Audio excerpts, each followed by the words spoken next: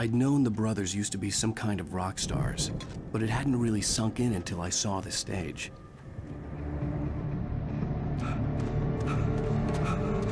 Al! Run! Incoming! There's too many of them!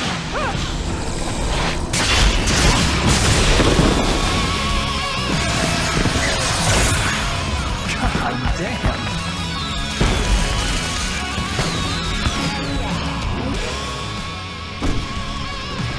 So glad you decided to go it alone, Mr. Bronson.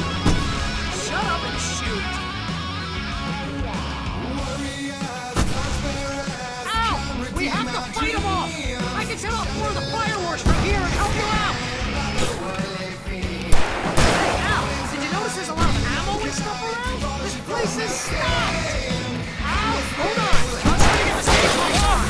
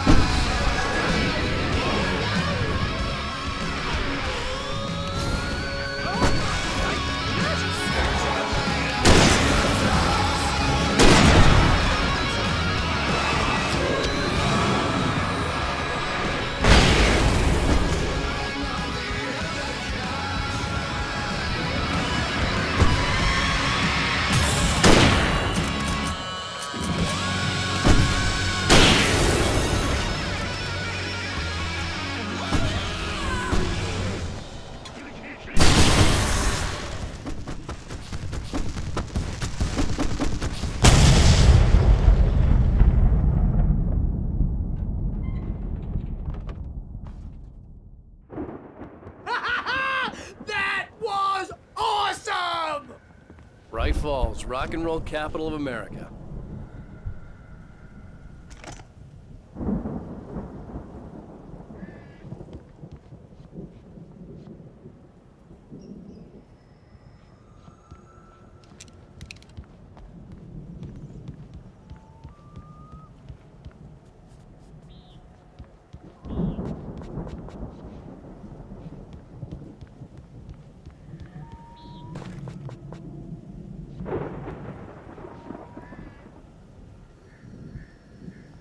Hey, Al!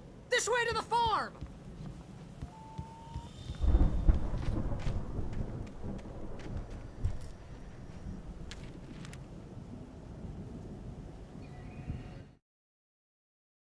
Deputy Mulligan tuned Thornton's chatter out. He didn't think writers were particularly useful people, and a huge manhunt for one struck him as idiotic.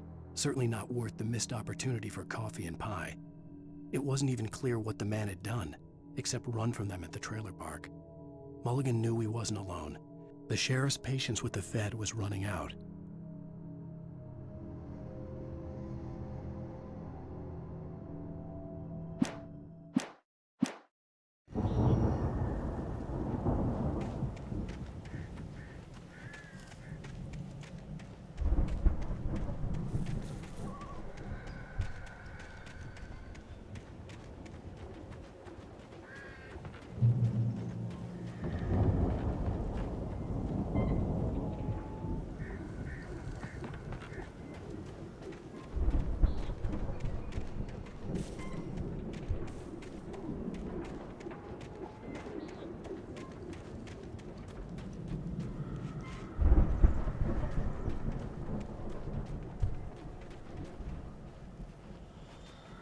See, bestseller? No reason to worry. Your cutout's good as new, right where I left it. I'll come back for it once we have the place secured. Yeah, that's been my biggest worry all this time.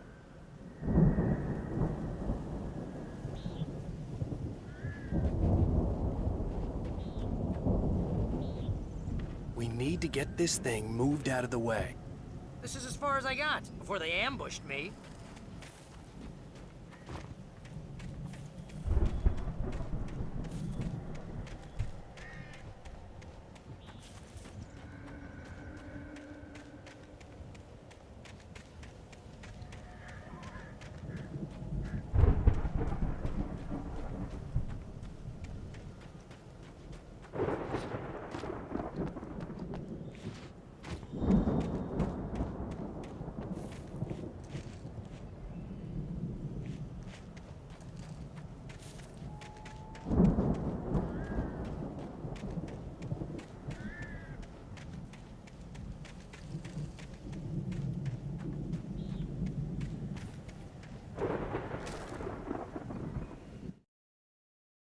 As the deputies hauled Wake and Wheeler away, Agent Nightingale eagerly examined the stack of papers Wake had been carrying. It was incomplete, a collection of random pages, but there was enough. He saw his own name in there, among others. His hands shook with emotion. Finally, it was proof. He had been right all along.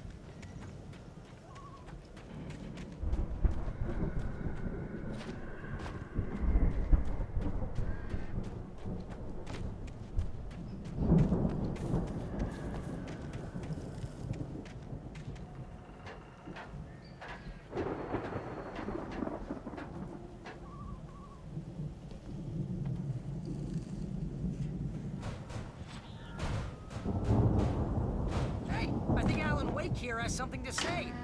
What's that, Al? I'm Alan Wake. I'm always right about everything. And if I don't get my way, I'll sulk all day long. I'm always intense and moody. It makes me very attractive and mysterious.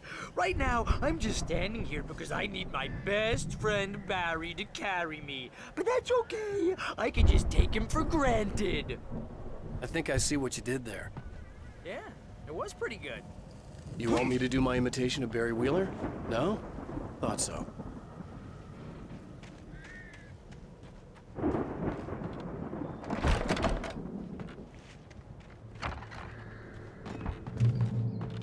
Wow! You look at that thing, Al! They really went all out with this Viking crap, didn't they? Look at all this stuff! They must have done okay for themselves, so how come I never... Sleep. We all spend a third of Oh, our Night dreams in its Springs. soft embrace, Man, somewhere brings back between memories. fantasy and Hey, oblivion. remember when I got you that gig? But Your dreams first only real writing realize job. What got you themselves in started? life, Was this one of your vice episodes? versa. In Night Springs. Tonight's episode, The Dream of Dreams. That's by someone else. We join Mr. Jones as he explores the endless dreamscape, only to be brought to a sudden stop by a decidedly mundane situation. A long line of people. Hey, Jones, right? Listen, we're gonna have to wait until his highness over there is good and ready. Oh, wow. Who's that? You don't know him.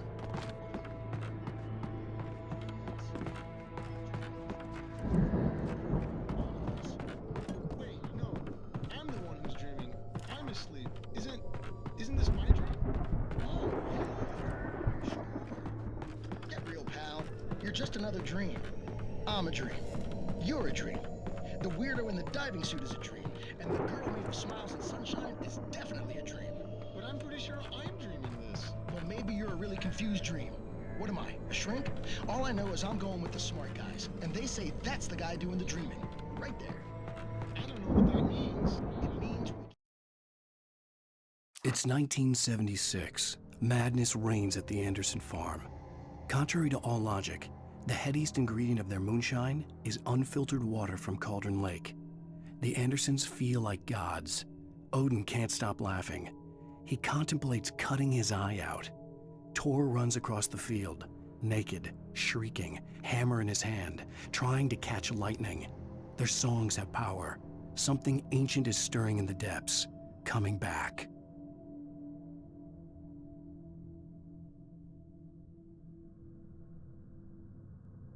keep him happy. No sudden falls. We make sure he has his clothes on. The Viking boat looked imposing, almost like a battering ram. At his heels and he runs like none of that. Because if he wakes up in a cold sweat. Yeah, precisely. So we wait till he wants to move on. Keep things nice and calm. Hey, something.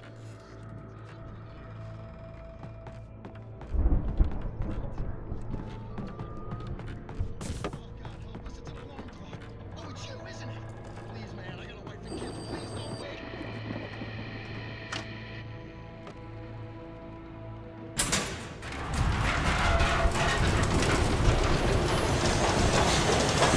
Oh, good going, Al!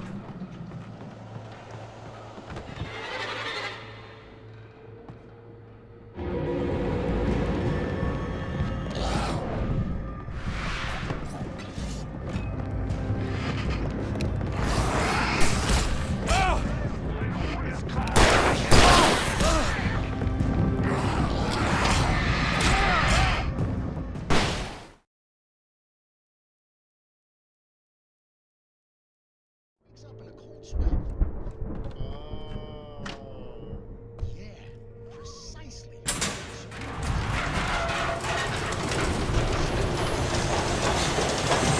Oh, good going, Al! Yeah? What's that?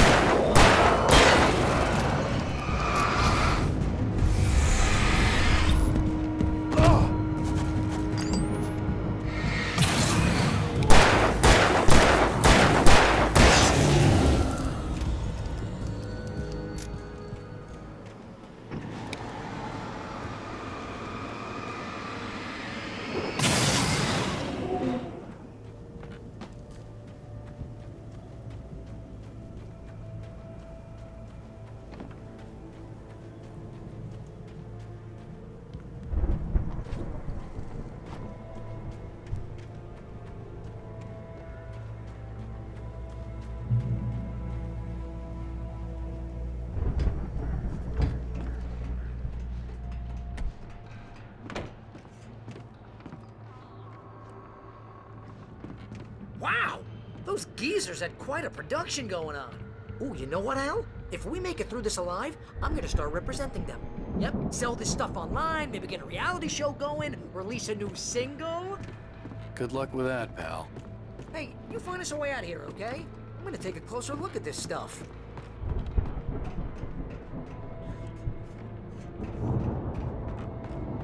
The door was barred from the other side. I'd have to find another way.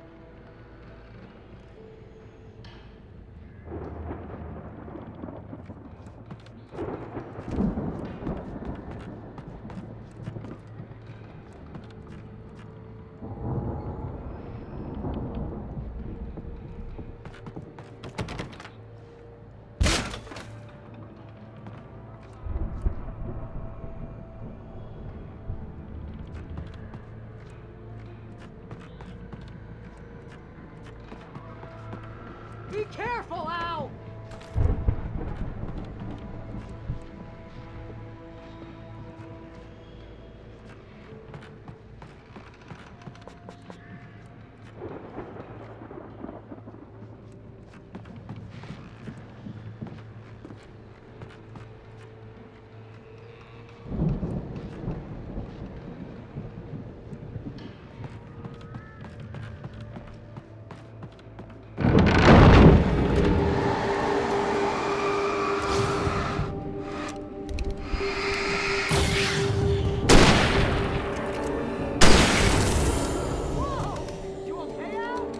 I'm good. Keep your eyes open, okay?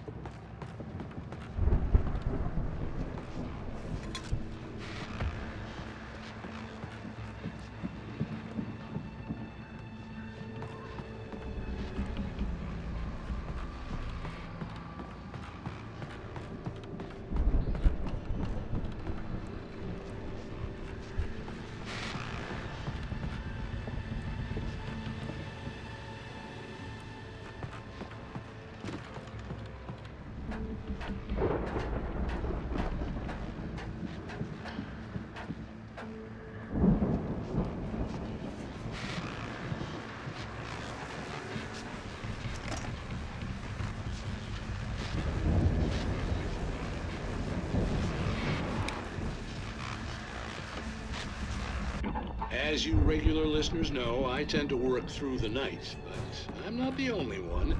Deputies Mulligan and Thornton are taking a couple of moments off their busy schedule to join me here in the studio.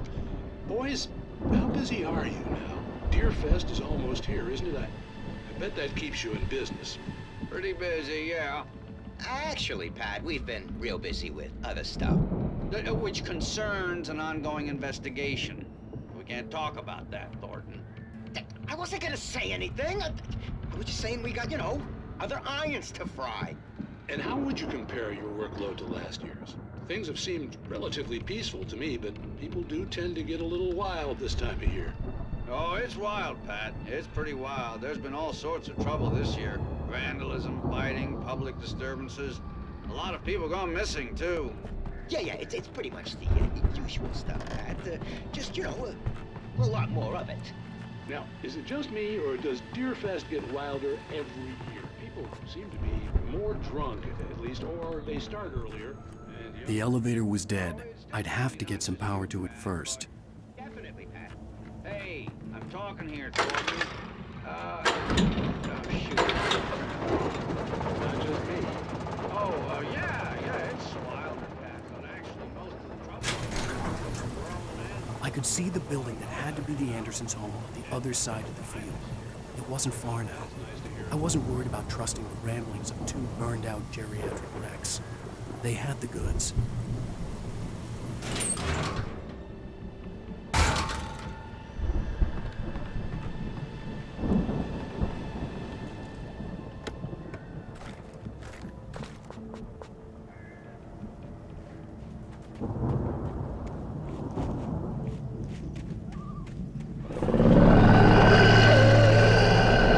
Got to be kidding me.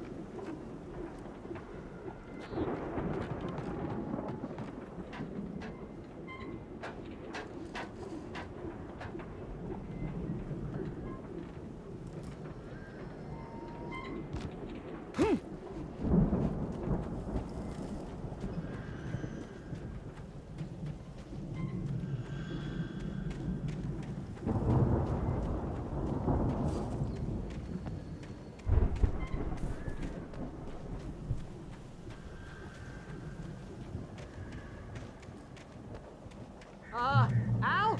Is that you out there, buddy? Yeah, it's me. Hang on. I'll try to find a key to get the door open.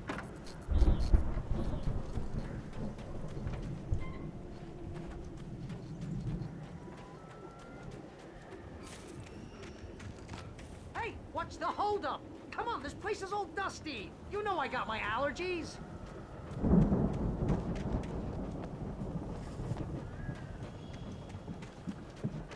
Come on, Al, open the door. door already? Seriously, I don't like it in here.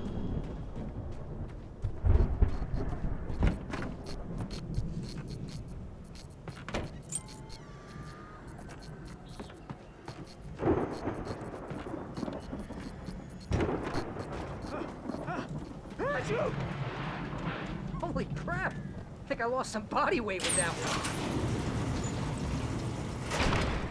Hey, let's go, man.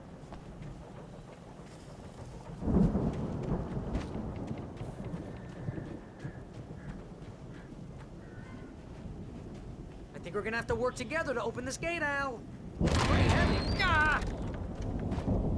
Hey, I think that's the farm on the other side of the field. We're almost there. This farm is a crazy place for crazy people. We should feel right at home then.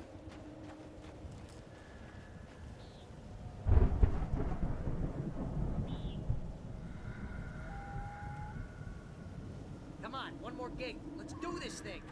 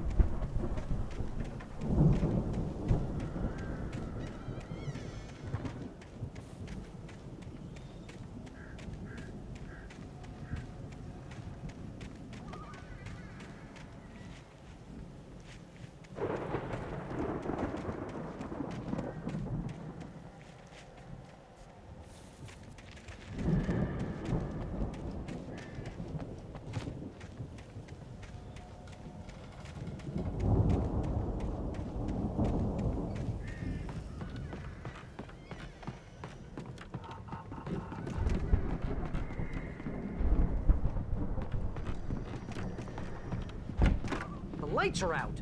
I guess we better check the fuse box.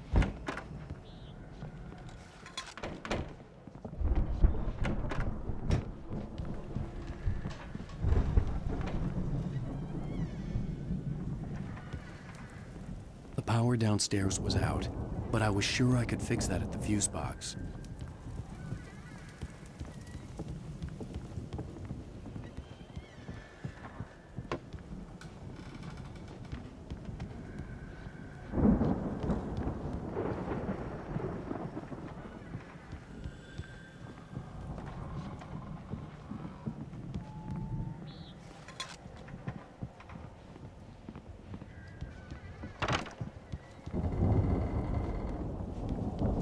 You know, this place looks kind of lived in. I thought the Andersons were in the booby hatch.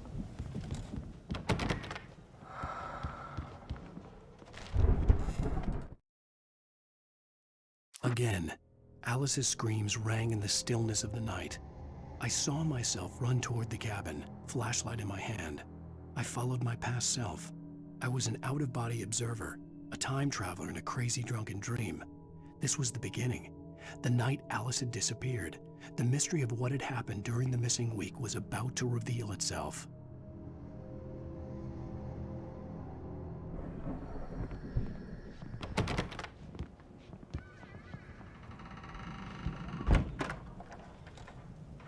Come on, Al, let's get the lights on, huh?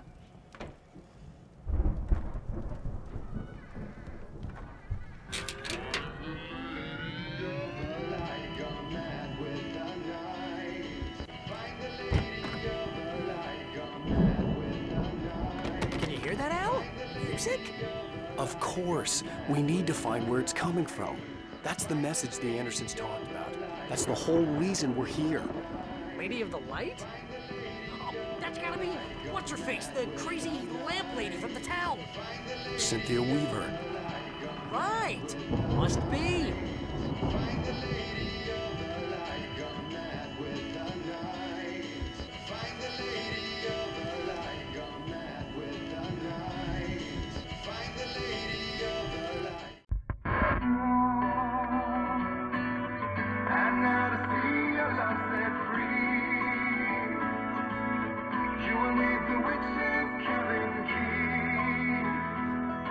Find the lady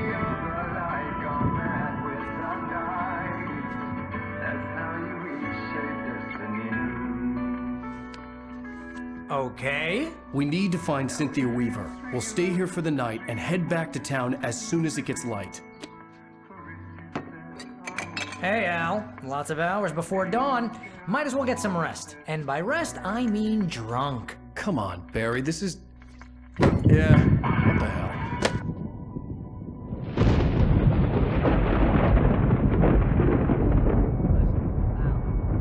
I'm sorry about this. No, seriously, because I know we don't get along, but we're gonna find her, right? Even though you're a crazy bastard, I'm gonna stick by you, no matter what, ever, Al. Sure, like a brother. I'm a writer, goddammit. Correct. If I just wanted to, I could write 10 books a year. And they'd be the best books that year. No, you couldn't. That's right, I couldn't. But I could, because I'm a writer. What? What do they put in this stuff? I feel like my brain is coming out of my nose. I'm gonna get the recipe off those coots and be a booze millionaire. I just miss her, Barry. I just want her here with me. I know, Al. I know. It's gonna be okay. We're gonna make it okay.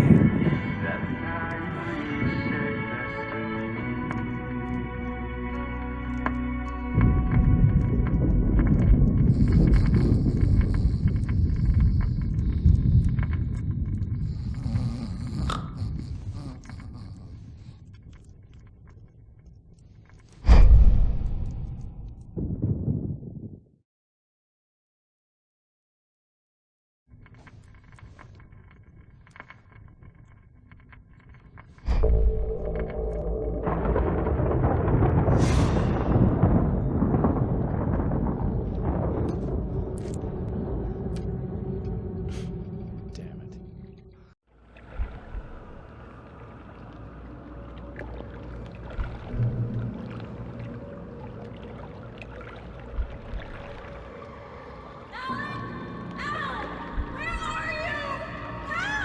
Alice, I'm coming. It's all right. I'm coming. It was a crazy, drunken dream, and yet it was more than that. It was the truth, a suppressed memory unearthed by the Andersons' moonshine. I was there, an out-of-body observer. This was the night Alice and I had arrived at Bright Falls, the night Alice had disappeared. I had a chance to find out what had happened. I remembered being surprised to see the cabin dark. Alice would have never turned the lights off. Alice? Alice!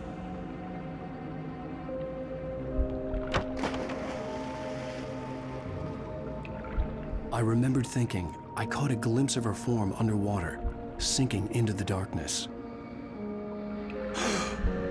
Diving after her was the last vague memory I had of that night.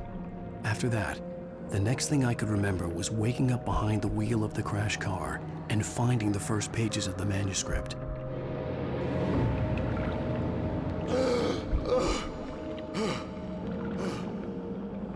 I couldn't find her in all that blackness. I must have thought she drowned.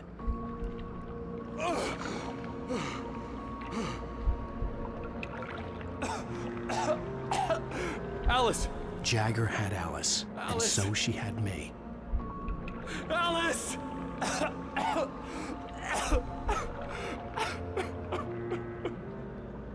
I'd been easy prey. Look at the cabin. Is there someone in the window? Alice? Maybe she didn't drown after all. Maybe she's inside. Alice! Yes.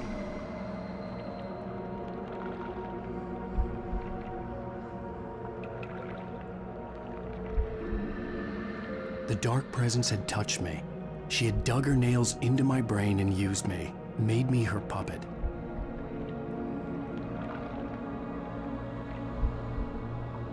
She must be here somewhere. Maybe upstairs in the study. Alice! Yes, that's where she is. You can apologize. Alice! You'll laugh at the whole thing together and put it behind you. Alice? She's not here. You were foolish to think so. No, she's dead. She drowned. No, no, no! It's your fault your wife is dead. You are guilty. All she wanted was to help you write. You killed her. Oh, hush. There's still hope. Cauldron Lake is a special place. Here, you have the power to change things. She wanted you to write. I will tell you what to do.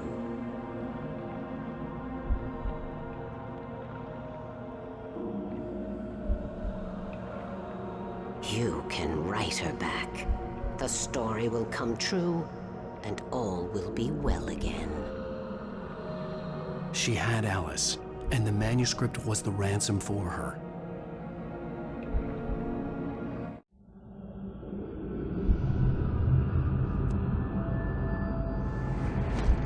Yes. All right. I'll fix it. I'll bring her back.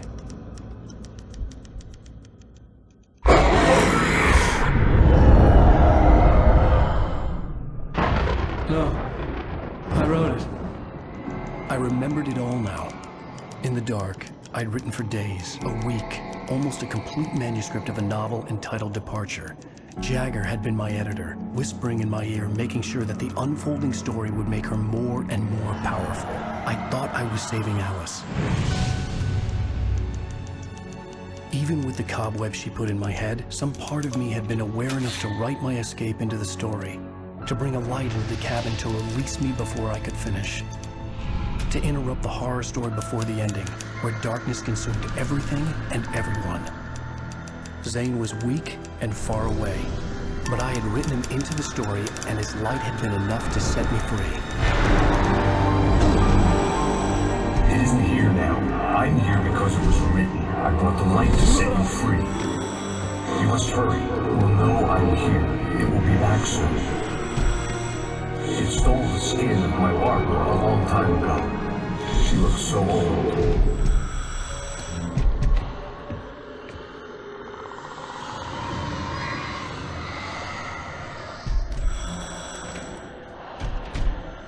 I had woken up, confused and groggy, my mind consumed by darkness and fear. All I could do was to escape.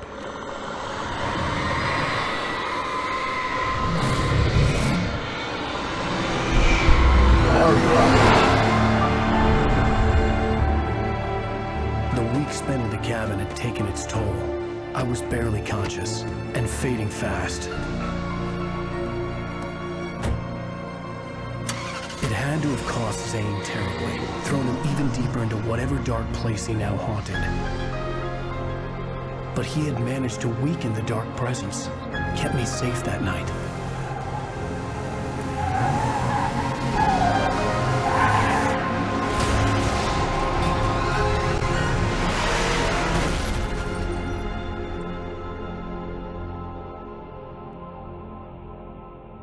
I wrote it. It's my fault. That's right, James Joyce. It's your fault, and you're gonna pay for it.